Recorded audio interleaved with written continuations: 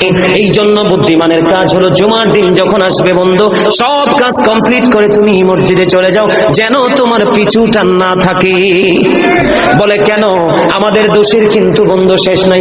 জুমার দিনে মুসল্লিরা যায় সবার পরে এবং বের হয়, ইমাম সাহেব যখন ডানে বামে সালাম ফেরায়, মনে হয় যেন বন্ধু বিশ্বযুদ্ধ শুরু হয়ে গেছে, কার আগে কে রে বার হয়ে যাবে। অথচ আমার নবীর আদর্শ নিয়ে আমি আজকে ওয়াজ করছি বন্ধু।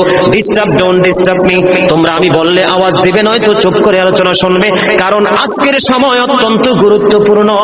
কারণ আমি যদি 5 মিনিট সময় পাই, একটা হাদিস শোনাতে পারবো।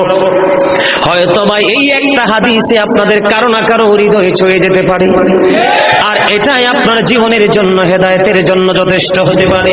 বন্ধু, মুসল্লিরা যায় রে সবার পরে, বের হয়ে আসে সবার আগে, এটা মুসলমানের কখনো চরিত্র হতে পারে না। তাকওয়া সম্পূর্ণ ব্যক্তির আদর্শ কখনো হতে পারে না। হাদিস শরীফ খুলে দেখি বন্ধু, আমার নবী বলেছেন, রে আমার উম্মত, জুমার দিন সাইয়্যিদুল আইয়াম, সব দিনের চাইতে শ্রেষ্ঠ। ঈদুল ফিতর, ঈদুল আজহার দিনের চাইতেও দামি। এই জুমার দিনের ফজিলত বরকত নিয়ে আলোচনা করলে বন্ধু রাত একটাই কভার করা যাবে না, এত বরকত এই জুমার দিনের। আমার নবী বলেছে, উম্মতের দল, জুমার দিনে কেউ যদি সবার আগে মসজিদে যায় আর সবার পরে যদি কেউ মসজিদ থেকে বের হয়, আপনি যাবেন, সবার আগে যাওয়ার আগে সুন্দর করে গোসল করবেন, উত্তম জামা, নতুন জামা পরবেন, আতর গোলাপ লাগাবেন। আপনি রাস্তা দিয়ে হেঁটে গেলে মানুষ যেন বলতে পারে যে মসজিদের মুসল্লি হেঁটে যায়। আর চারপাশ বন্ধু সুঘ্রাণে মুখরিত হয়ে যাবে।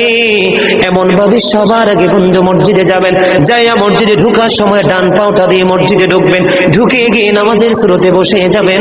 বসে যখন আপনি আল্লাহর ইবাদত করতে করতে করতে করতে সব মুসল্লি বন্ধু বের হয়ে যাচ্ছে, আপনারা তাড়াহুড়া করার দরকার নেই।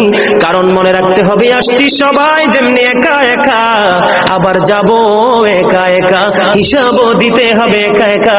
পৃথিবীর সব মানুষ পর হয়ে গেল আমার কোনো সমস্যা নেই, আমার আল্লাহ এবং নবী আমার আপন হলে আই এম ভেরি সাকসেস।